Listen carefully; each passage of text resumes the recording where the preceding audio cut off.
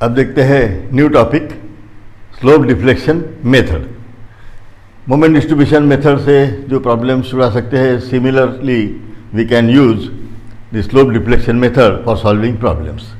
कुछ प्रॉब्लम में moment distribution method convenient होती है और कुछ जगह स्लोप डिफ्लेक्शन मेथड कन्वीनियंट हो जाती है।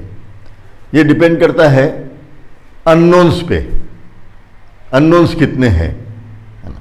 तो मैं जैसे एग्जाम्पल्स लूँगा, उस वक्त मैं बताऊंगा कि कौन से प्रॉब्लम के लिए मोमेंट डिस्ट्रीब्यूशन मेथड बेटर है और कहाँ पर स्लोप डिफ्लेक्शन मेथड बेटर है। तो ये दोनों मेथड अगर आपने अच्छे से कर लिए, अगर क्वेश्चन में कोई कंपलसरी नहीं दिया है कि ये प्रॉब्लम मोमेंट डिस्ट्रीब्यूशन से छुड़ाइए या स्लोप डिफ्लेक्शन से छुड़ाइए, तो उस वक्त आपको देखना है कि ये प्रॉब्लम मोमेंट डिस्ट्रीब्यूशन से छुड़ाना बेटर रहेगा या स्लोप डिफ्लेक्शन से। तो वो चीज़ मैं आपको न्यूमेरिकल जब लूँगा तब मैं आपको बताऊँगा।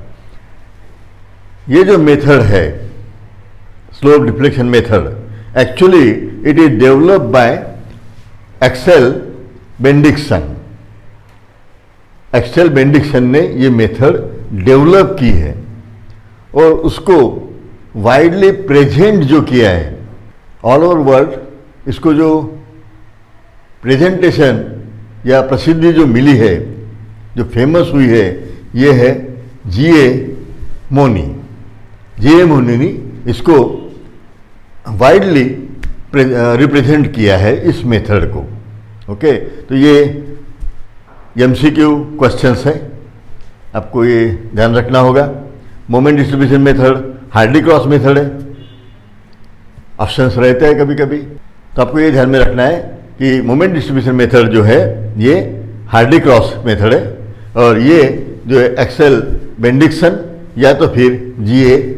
मोनी, दोनों में से एक भी रहा तो ये है स्लोप डिफ्लेक्शन मेथड। तो one by one salient features क्या है इस मेथड के वो अपन डिस्कस करते हैं। For this method is use for continuous beam and rigid jointed frame. आपको रिजिड जॉइंट तो पता है, ओके, मैं यहाँ और बताऊंगा उसको, rigid joint. Okay, so this method is use for continuous beam and rigid jointed frames. ये एक। दूसरा, in this method we have to solve simultaneous equations. सो इसमें साइमल्टेनियस इक्वेशंस छुड़ाए जाएंगे। ओके, ये भी सब जो है MCQ के लिए काम का है। Theta means slope, delta means deflection और डिफॉर्मेशन आर अननोन्स। इस मेथड में अननोन्स जो है ये रहेंगे theta and delta. Direct fixed moment ये अननोन नहीं रहेगा, अननोन थीटा और डेल्टा रहेंगे। इसका मतलब थीटा और डेल्टा की वैल्यू निकालने के बाद वो वैल्यू इक्वेशन में अगर पुट करते हैं तो अपने को फिक्सेड मोमेंट्स मिलेगी, न्यूमेरिकल्स में वो पता चल जाएगा। लेकिन फिलहाल इतना ध्यान में रखना है कि theta and delta mean slope and deflections are unknown considered in this slope deflection method. Unknowns are, if unknowns are more than 3, अगर 3 से ज़्यादा अननोन है, आपको ये सिंपल मैथमेटिक्स पता है कि जितने अननोन उतने इक्वेशन चाहिए। एक अननोन एक इक्वेशन से सॉल्व हो जाएगा, 2 अननोन तो 2 साइमल्टेनियस इक्वेशन छुड़ाना पड़ेगा, 3 unknown 3 simultaneous equation, 4 unknown 4 simultaneous equation, है ना। यदि अननोन्स की संख्या ये ज़्यादा है, 3 के ऊपर है यानी 4 है, तो वहाँ पे 4 साइमल्टेनियस इक्वेशन छुड़ाना पड़ेगा। So that work will be tedious, छुड़ा नहीं सकेंगे ऐसा नहीं है, उस वक्त कंप्यूटर की हेल्प ली जाती है। ओके, तो 3 अननोन तक, मोस्टली वैसे देखा जाए तो 2 अननोन तक ही, एग्जाम पॉइंट ऑफ व्यू अगर 3 अननोन का प्रॉब्लम भी आता है तो वहाँ पे भी टाइम और टेडियस बन जाती है मेथड, है ना। तो practically for 2 unknowns this method is convenient from exam point of view. और वैसे भी अगर टाइम अगर अवेलेबल है तो उस केस में फिर 3 अननोन्स तक ये मेथड कन्वीनियंट है, उसके ऊपर अगर अननोन है तो ये मेथड यूजलेस बन जाती है क्योंकि ये टेडियस बन जाती है। Okay, now calculation will be difficult. अगर unknowns more than 3 then it is difficult in calculation. Moment distribution method and stiffness matrix method, ये जो मेथड डेवलप हुई है ये डेवलप हुई है अपने स्लोप डिफ्लेक्शन मेथड से। पहले स्लोप डिफ्लेक्शन मेथड, उसके फिर कन्वीनियंट ये मोमेंट डिस्ट्रीब्यूशन मेथड यानी हार्डी क्रॉस ने बनाया है, और दूसरा stiffness matrix method it is the easy version of the slope deflection method. ये 2 मेथड स्लोप डिफ्लेक्शन मेथड से डेवलप हुई है, ये भी एक इम्पॉर्टेंट है। ये मेथड और ये method it is develop from this method. Okay, now it is displacement method. This method is called displacement method. ये डिस्प्लेसमेंट मेथड है। अभी फिलहाल इतना ही ध्यान में रखिए, जैसे ही फ्लेक्सिबिलिटी एंड स्टिफनेस मेथड ये मैं टॉपिक लूँगा तो सभी मेथड्स ये कौन से कैटेगरी में है जो कि एमसीक्यू में बहुत इंपॉर्टेंट है, तो वहाँ पर डिस्प्लेसमेंट और दूसरी है एक फोर्स मेथड। तो फोर्स मेथड्स कौन सी है और डिस्प्लेसमेंट मेथड कौन सी है, ये सभी मैं आपको टेबल बताऊंगा, और उसके साथ में ये कैसे आई है और कैसे याद रखना है ये चीज़ भी मैं उस वक्त बताने वाला हूँ फ्लेक्सिबिलिटी एंड स्टिफनेस चैप्टर में। ओके, तो फिलहाल इतना ध्यान में रखिए, displacement it is displacement method. अभी को रिलेट करना है तो स्लोप डिफ्लेक्शन, तो यहाँ के डिफ्लेक्शन ध्यान में रखिए, डिफ्लेक्शन मीन्स डिफॉर्मेशन है ना। हाँ, सो वी कैन से को relate with displacement method. Slope deflection, deflection की जगह पे डिस्प्लेसमेंट, तो slope deflection method it comes under the category of displacement method. इतना फिलहाल ध्यान में रखो आप। Now we see assumptions in this slope deflection method. All joints are rigid. अभी मैंने जब बताया था ना ये rigid joint, rigid jointed frame, ये जॉइंट है B, it is rigid joint. इसका मतलब क्या होता है, जब फोर्सेस लगने के बाद अगर ये जॉइंट इस तरह डिफ्लेक्ट हो गया, येलो कलर की लाइन देखिए आप, ये उसका इलास्टिक कर्व या तो फिर डिफ्लेक्टेड शेप है ये, है ना।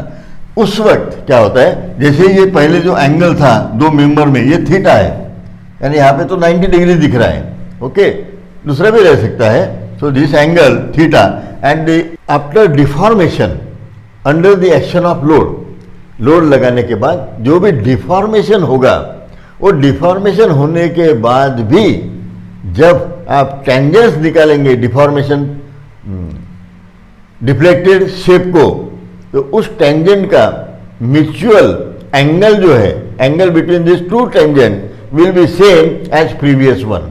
यहाँ पे थीटा है, अभी यहाँ पर क्या किया है, ये डिफ्लेक्टेड शेप है, यहाँ पे मैंने एक टेंजेंट निकाल लिया, दूसरा ये डिफ्लेक्टेड शेप है, इसको मैंने ये एंगल निकाल लिया, ये टेंजेंट निकाल लिया, और ये 2 टेंजेंट जो है इनका जो स्लोप है ये थीटा ही मिलेगा।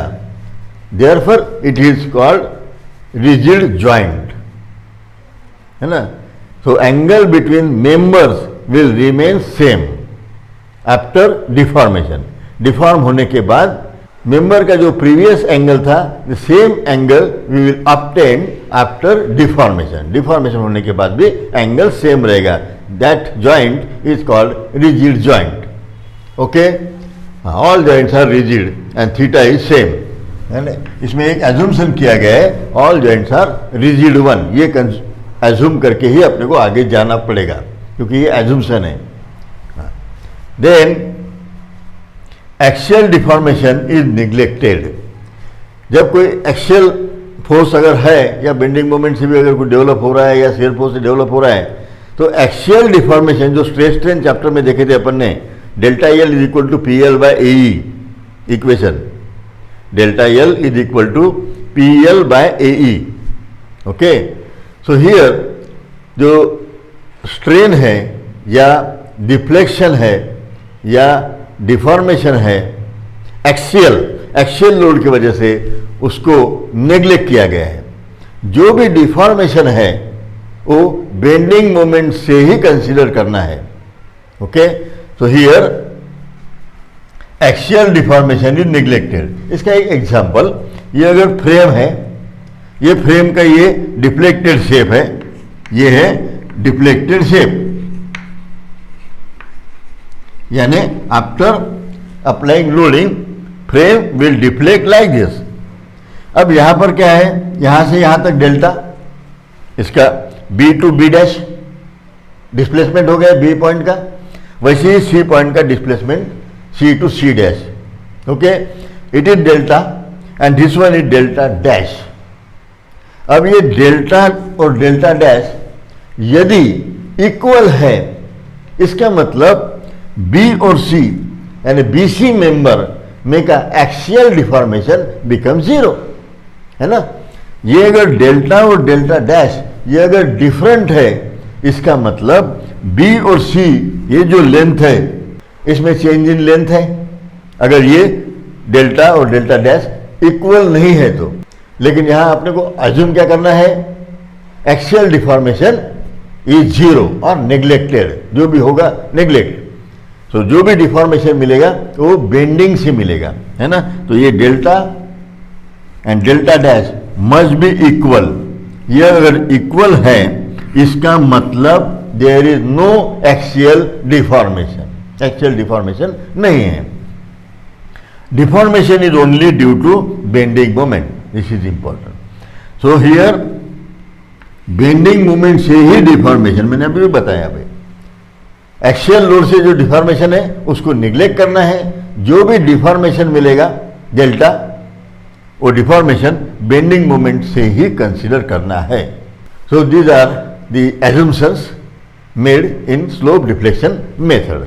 उसके साथ में अभी देखते हैं साइन कन्वेंशन अपन इस मेथड में क्या यूज करने जा रहे हैं। Sign conventions, clockwise moment as usual we consider positive, इसमें कोई प्रॉब्लम ही नहीं है। क्लॉकवाइज रोटेशन ये भी पॉजिटिव, क्लॉकवाइज को अपन ऑर्डर पॉजिटिव ही लेते हैं, अपवर्ड पॉजिटिव, डाउनवर्ड नेगेटिव। ये इसको मैंने कहीं पे भी चेंज किया नहीं है ऑल टॉपिक में।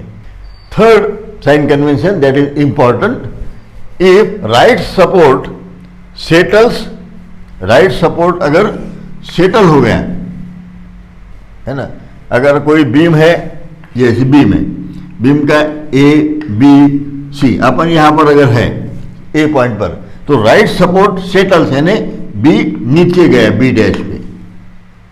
ओके, तो बीम अपनी कैसे मूव होंगी, beam will deflect like this, है ना। तो ये बीम का जो डिफ्लेक्शन है यहां से इधर गई, है ना। तो बीम ने यहां पर क्लॉकवाइज रोटेशन किया है और क्लॉकवाइज रोटेशन के लिए अपन ने पॉजिटिव लिया है। The same thing I have written here, beam rotates clockwise. यदि बीम क्लॉकवाइज रोटेट होती है ऐसे, तो we have to consider positive. अब यहां पर देखिए आप, ए बी और ये सी 3 पॉइंट्स है। यहां पर ये बी जो है ये नेक्स्ट पोजीशन ले लिया उसने बी डैश, जो मैंने ये एग्जांपल लिया था वही पे। ओके, अब बी मूव हो गया, डिस्प्लेस हो गया, सेटल डाउन हो गया। अब यहां पर आप देखिए ए इस पॉइंट से ये बीम ऐसी मूव हुई, रोटेट हुई, ये क्लॉकवाइज रोटेशन हो गया, बराबर है। तो ए बी स्पैन के लिए अपने को कंसीडर करना है पॉजिटिव, ए बी के लिए पॉजिटिव। अब बी सी स्पैन है, बी सी स्पैन में ये बीम इस तरह हो गई रोटेट, बीम ये ओरिजिनल पोजीशन है बीम की इस तरह, ओके, और बीम ऐसी रोटेट हो गई यहां से यहां इधर। तो ये एंटी क्लॉकवाइज रोटेशन हो गया।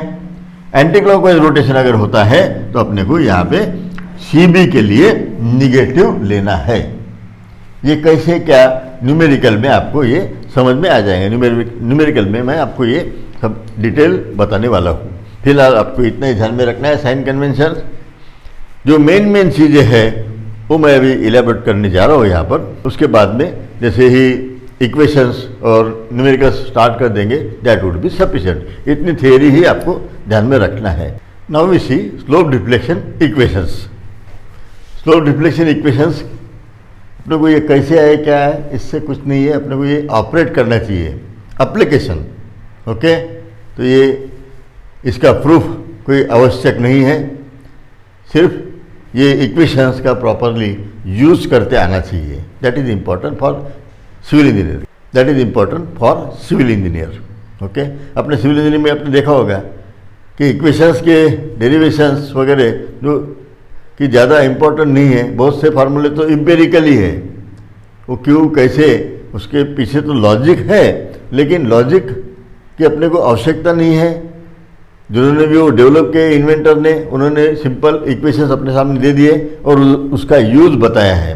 अपने को प्रॉपरली अपने जो भी प्रॉब्लम्स है उसको सॉल्व करने के लिए वो उसका यूज़ करते आना चाहिए। Okay, that is important. ये एक बीम है ए बी सी, एक for example it carrying certain load, ये लोड्स दिख बताया है मैंने, कुछ भी रह सकते, UDL, point load, varying load. Okay, this beam में डिफ्लेक्ट लाइक दिस, उसका डिफ्लेक्टेड शेप बताया है। And here the tangent is made, ये टेंजेंट बनाया है ए पॉइंट पर ऐसे कर्व को, ये बी पॉइंट पर ऐसे। तो ये जो स्लोप है, slope of this tangent, okay, it is theta A, slope of this tangent theta B at B. Okay, इतना ही इंफॉर्मेशन अपने पास में फिलहाल चाहिए। ओके, डेल्टा के बारे में उसको मैं न्यूमेरिकल के साथ में जब बताऊंगा सिंकिंग ऑफ सपोर्ट, उस वक्त उसकी आइडियाज ज़्यादा क्लियर होंगी। ओके, अभी फिलहाल तो मैंने थोड़ी सी आइडिया बताया आपको, लेकिन शुरू में उसके डेल्टा का काम नहीं गिरेगा। जब भी सिंकिंग ऑफ सपोर्ट है, सेटलमेंट ऑफ सपोर्ट है ना, सपोर्ट का डिफॉर्मेशन है, उस वक्त डेल्टा पिक्चर में आएगा, तब देखेंगे अपन उसको। यह है M A B, actual moment A to B, बराबर है। तो moment at A for the member A B.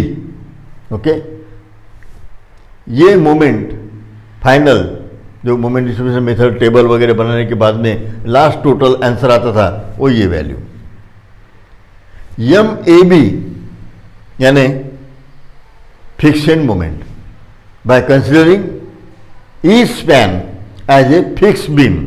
जैसे यहाँ पर ये ए बी है, तो मैंने यहाँ पे एक फिक्स सपोर्ट पर कंसिडर किया, ये इधर में फिक्स सपोर्ट कंसिडर कर दिया, तो ये फिक्स बीम हो गई अपनी। सिमिलरली बी सी के लिए ये फिक्स बीम हो गई। तो हर एक स्पैन को फिक्स बीम कंसीडर करने के बाद फिक्स चेन मोमेंट्स निकाल सकते हैं अपन, WL² / 12, WL/8, WAB² / L², WA²B/L², ये जो है ना, ये है फिक्शन मोमेंट्स। तो फिक्स बीम की fiction moments, this is MAB, यहाँ पे बार बताया है ताकि ये और इसमें कंफ्यूजन न हो, ये फिक्शन मोमेंट है। ओके, अब ये 2EI फ्लेक्सुरल रिजिडिटी और L an span. Okay, this is the span AB का। अब यहाँ पर इंपॉर्टेंट चीज आपको ये ध्यान में रखना है, ये जैसे AB है तो पहला लेटर A, बराबर है, तो उस वक्त उस जगह पे उस थीटा को ट्वाइस करना है। ओके, जो पॉइंट यहाँ पर है AB से स्टार्ट कर दिया अपन ने, है ना, तो A पॉइंट यहाँ पर जिसकी मोमेंट निकाल रहे हैं उस जगह का रोटेशन को यहाँ पे ट्वाइस करना है। दूसरा रोटेशन जो है सिंपल 1 से मल्टीप्लाई करना है थीटा। अभी यही रिवर्स हो जाएगा जब BA निकालेंगे, moment at B in the member BA member में B पॉइंट पर मोमेंट निकालना है, ये MBA। यहां पर B पॉइंट है जहां की मोमेंट निकाल रहे हैं। ओके, तो इधर में ये ट्वाइस थीटा हो जाएगा और MBA लेना पड़ेगा, फिक्शन मोमेंट है ना, यहां पे भी BA रहेगी, वो तो सिंपल है, सिर्फ ये ध्यान में रखना है। ये थीटा A कहाँ है, जिस पॉइंट पे मोमेंट ले रहे हैं, मोमेंट कहाँ पर ले रहे हैं अपन, पॉइंट ए, और बी यानी मेंबर ए बी है। यहाँ पर मोमेंट कहाँ निकल रहे हैं, बी पॉइंट पर, और मेंबर है बी ए। जिस पॉइंट पर मोमेंट निकल रहे हैं वहाँ पर ट्वाइस थीटा बी करना है। यही इक्वेशन अपने को, इतना ही इक्वेशन में ये ध्यान में रखना है। ओके, अब देखते हैं प्रोसीजर। देखिए क्या प्रोसीजर अपने को यहाँ पर फॉलो करना है। और ये जो प्रोसीजर मैं बताने जा रहा हूँ यहाँ पर, ये है कंटिन्यूस बीम और नॉन स्वे टाइप की फ्रेम। अब इस स्वे टाइप के फ्रेम के लिए क्या क्या आगे के स्टेप्स करना है, वो जो सेम स्टेप्स जो मोमेंट डिस्ट्रीब्यूशन मेथड में किए वो स्टेप करना है। ये बहुत सिंपल है यहाँ पर as compare to moment distribution method. Moment distribution फिर से मोमेंट डिस्ट्रीब्यूशन टेबल वगैरह बनाना पड़ता था, यहाँ पे उतना कुछ करना नहीं है। ओके, तो ये सिंपल है। स्वे टाइप की प्रॉब्लम यदि है और वहाँ पे कुछ कंपलसरी नहीं है कि मोमेंट डिस्ट्रीब्यूशन या स्लोप डिफ्लेक्शन मेथड यूज करो, तो in that circumstance we can use slope deflection method, तो उससे टाइम अपना सेव हो जाएगा। अभी प्रोसीजर देखते हैं। कंटिन्यूस बीम और नॉन स्वे type for continuous beam and for non स्वे टाइप ऑफ फ्रेम। अभी स्वे टाइप के अगर फ्रेम है तो ये इसके थोड़ा सा स्टेप आगे आएंगी, वो जब प्रॉब्लम लेंगे उस वक्त मैं बताऊंगा, अभी समझ में नहीं आएगा उतना। Okay, treat each span as fix beam and find FM. The same procedure we have followed in moment distribution method. Moment distribution method में सेम प्रोसीजर किया अपन ने। ईच स्पैन को फिक्स बीम करके कंसीडर किया है और एफएम निकाली है, ये वैल्यू, ये है ना, ये FM same. Write down slope equation, slope deflection equation.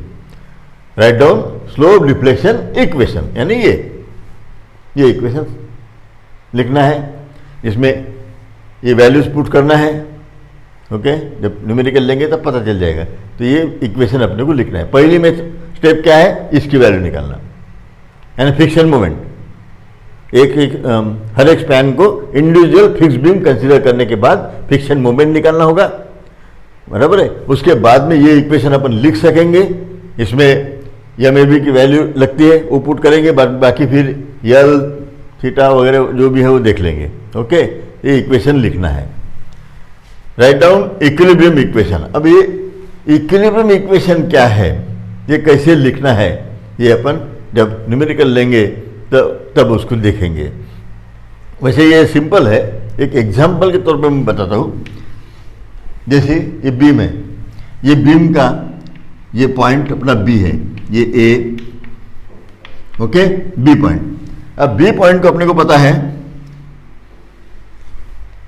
इधर की मोमेंट है ना, ये और ये, ओके, ये दोनों मोमेंट सेम वैल्यू रहती है, सिर्फ अपोजिट नेचर रहते हैं। मोमेंट डिस्ट्रीब्यूशन मेथड में अपन ने देखा है, जॉइंट पर, जॉइंट के दोनों बाजू में, लेफ्ट और राइट साइड में, ये मोमेंट की वैल्यू अगर 10 जो भी है ना, ये अगर 10 प्लस आती है तो यहाँ पर प्लस माइनस 10 आती है। ओके, तो यहाँ पर अपन क्या बोल सकते हैं, यम बी ए यानी इधर ये वाली प्लस यम बी सी, ये C point. Okay, M B ए और यम बी सी, ये दोनों को अगर जोड़ दो we will get the answer become 0, है ना। न्यूमेरिकल जब लेंगे तब ये और मैं इलेबोरेट करूंगा, समझ में आ जाएगा, कोई प्रॉब्लम नहीं। अगर यहाँ पे समझ में नहीं आए तो सिंपल है। ए बी सी बीम है, डी पॉइंट अगर कंसीडर करते हैं, जॉइंट, जॉइंट कंसीडर करना है। जॉइंट यानी the point at which minimum 2 members meet, कम से कम 2 मेंबर मीट होना चाहिए। अगर 2 से ज़्यादा है देयर इज नो प्रॉब्लम, लेकिन कम से कम 2 चाहिए। तो ये जॉइंट बी हो गया। बी जॉइंट के लेफ्ट साइड में और राइट साइड में जो मेंबर्स है ना, मीटिंग एट बी पॉइंट, उसकी मोमेंट्स की न्यूमेरिकल वैल्यू जो है वो सेम आती है, अपने को ये पता है।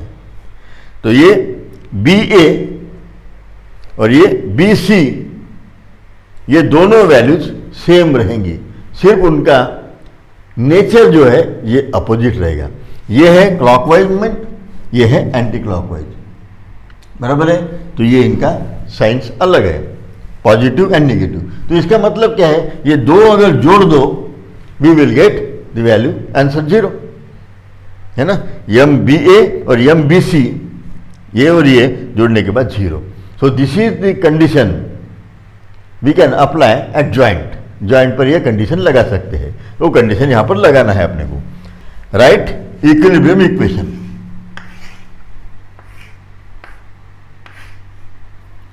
बराबर है, इक्विलिब्रियम इक्वेशन लगाना है, यही है, इसको बोला जाता है इक्विलिब्रियम इक्वेशन। जैसे एक भी न्यूमेरिकल अगर अच्छे से हो जाए अपना, तो भी पूरी आइडियाज क्लियर हो जाएंगी। तो ये है। देन अब यहां पर ये दो इक्वेशन बन गए। अगर दो अननोन हैं, अननोन क्या रहता है, theta theta A theta B and it में बी डेल्टा। अब ये जो इक्वेशन है यहां पर सपोज टू बी दो अननोन है, तो दो इक्वेशन हो गए, है ना। अब जैसे कि वैसे मत लेना इसको, ओके। हाँ, अभी इक्वेशन 4-5 रहेंगे, लेकिन अननोन 2 रहेंगे, है ना। यदि दो अननोन है तो दो साइमल्टेनियस इक्वेशन छुड़ा लो। जैसे एक्स वाई ये दो अननोन होते हैं, तो उसके दो इक्वेशन अवेलेबल है एक्स वाई के, बराबर है। तो अपन वहाँ पे साइमल्टेनियस इक्वेशन छुड़ा के एक्स और वाई की वैल्यूज निकाल लेते हैं। सिमिलरली यहाँ पर भी ये थीटा ए और फॉर एग्जांपल थीटा बी, ये दोनों अननोन है, तो अपने पास में 4-5 इक्वेशन रहेंगे। उसमें से ये इक्विलिब्रियम कंडीशन इक्वेशन, ये इक्विलिब्रियम की कंडीशन लगा देंगे अपन, ये वाली, बराबर है। उसके बाद दो अननोन्स की वैल्यू अपने को साइमल्टेनियस इक्वेशन छुड़ा के निकल जाएंगी। तो सॉल्व साइमल्टेनियस इक्वेशन एंड ये इफ नेसेसरी लिखा है। अगर मान लो एक ही अननोन है तो वहां पे साइमल्टेनियस इक्वेशंस नहीं छुड़ाने की जरूरत ही नहीं, एक अननोन और एक equation, you will get answer, directly answer मिल जाएगा। If necessary then we can use simultaneous equation, okay. Then find out rotation.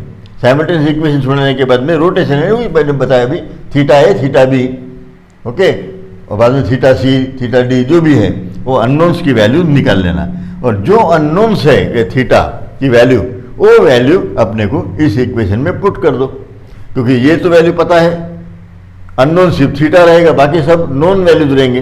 तो थीटा की वैल्यू यहाँ पे पुट कर दो, थीटा ए थीटा बी जो भी है, we will get final answer. The same thing I have written, put rotation in slope deflection equation to find moment. जो भी मोमेंट निकालना है, ये अपना आंसर निकालना है अपने को। ये फिक्शन मोमेंट, ये तो सिर्फ फिक्स एंड्स कंसीडर करने के बाद में अलग अलग स्पैन की मोमेंट निकाली है, अपने को चाहिए ये मोमेंट, ओके।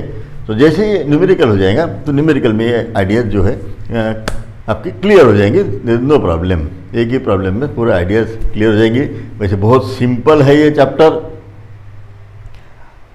इवन एमसीक्यू में भी बहुत सिंपल ही क्वेश्चंस पूछे जाते हैं, उसकी भी मैं आपको प्रैक्टिस करवाऊंगा यहाँ पर, और कन्वेंशनल जो प्रॉब्लम्स हैं वो भी प्रॉब्लम्स आपको मैं यहाँ पे बता दूंगा, ओके। अभी टेबुलर फॉर्म में मैंने फिक्स्ड मोमेंट्स की डिफरेंट टाइप्स ऑफ लोड के लिए क्या होती है, कैसे क्या इक्वेशंस है, वो लिख दिए हैं। आप इसको नोट कीजिए, और आपको ये याद करना है पक्का, क्योंकि आपको आगे जो चैप्टर्स है मैंने आपको बताया है, 3 chapters, slope deflection method, moment distribution method और फ्लेक्सिबिलिटी एंड स्टिफनेस मेथड्स, वहाँ पे भी ये लगने वाला है, ओके।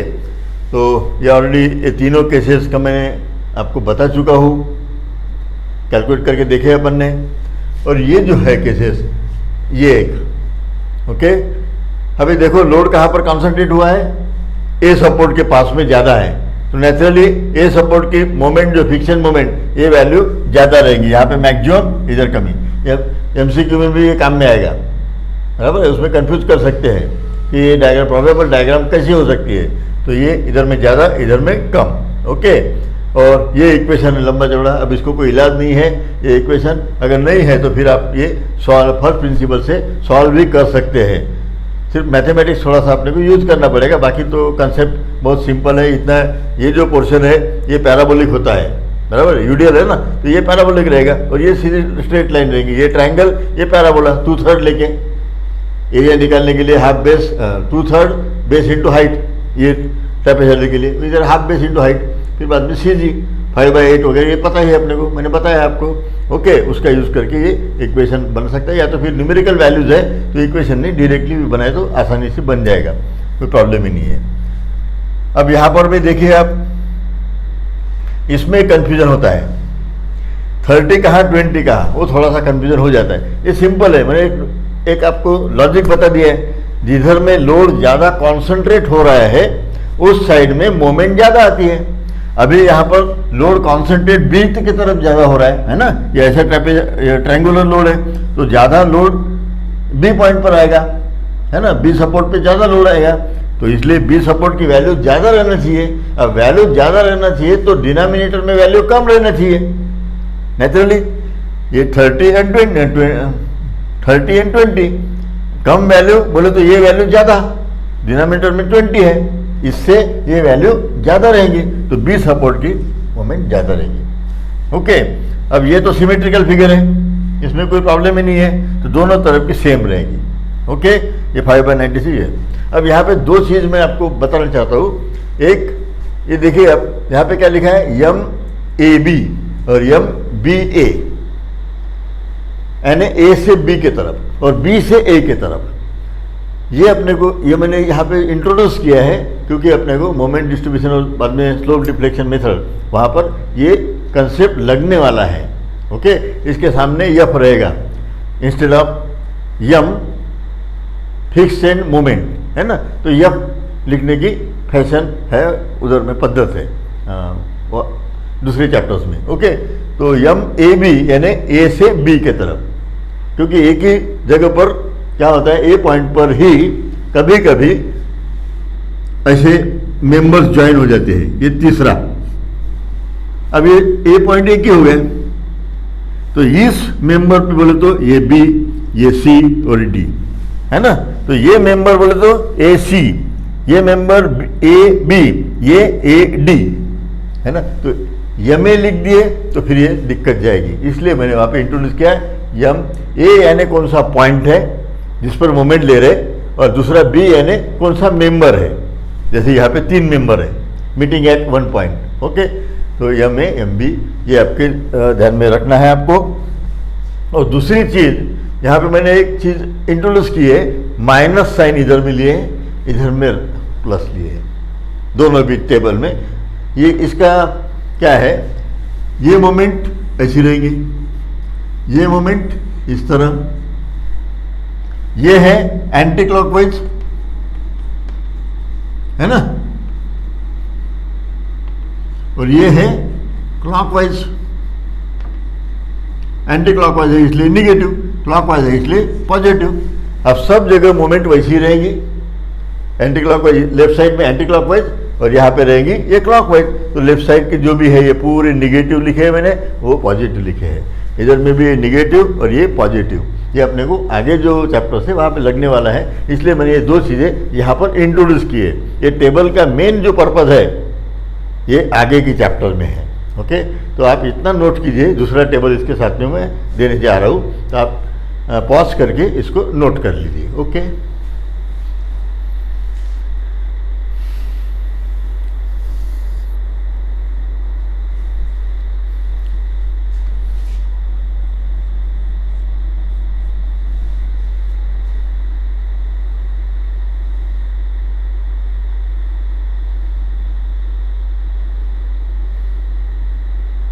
अब ये टेबल फिर से रिप्रेजेंट कर रहा है फिक्स एंड मोमेंट्स, कुछ स्टैंडर्ड केसेस के हिसाब से। लेकिन ये टेबल, ये फिक्स बीम चैप्टर की जो न्यूमेरिकल्स हैं उसके लिए कुछ हद तक ही आपको याद करना होगा। बाकी जो दिए गए हैं फिक्स एंड मोमेंट्स, ये आपको फ्लेक्सिबिलिटी और स्टिफनेस मेथड में काम आएंगे। अब ये टेबल एक कंटिन्यूएशन में मेरे पास में अवेलेबल है, ये सेम टेबल मैं वहाँ पर भी और इंसर्ट करने जा रहा हूँ, तो इसलिए मैंने ये पूरा के पूरा टेबल यहाँ पे बना के दिया है ताकि वहाँ पे फिर से मैं इसको पेस्ट करूँ। लेकिन अभी इस चैप्टर के हिसाब से आपको इतने सब वैल्यूज़ याद करने की ज़रूरत नहीं है। जो इसके पहले जो आपको बताए गए थे छः टाइप्स है ना, तो उसमें अभी ये एक ऐड कर सकते हैं आप। ये ध्यान में रखने में बहुत आसान भी है। सेंटर में अगर यदि मोमेंट है तो m/4 ये यदि क्लॉकवाइज मोमेंट है तो इधर में भी क्लॉकवाइज ही मोमेंट डेवलप होंगी। ओके, सो ये एक चीज़ ध्यान में रखना है। अगर कुछ ए डिस्टेंस पर अगर है तो ये फार्मूला यूज़ करना होगा।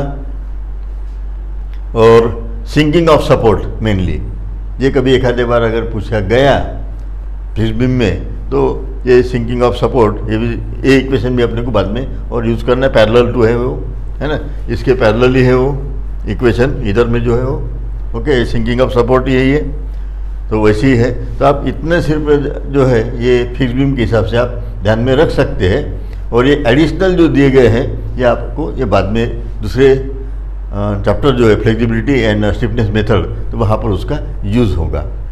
तो आप ये पॉज करके वीडियो नोट कर लीजिए ये सब वैल्यूज टेबल। मैं थोड़ा बाजू हो जाता हूँ। ओके।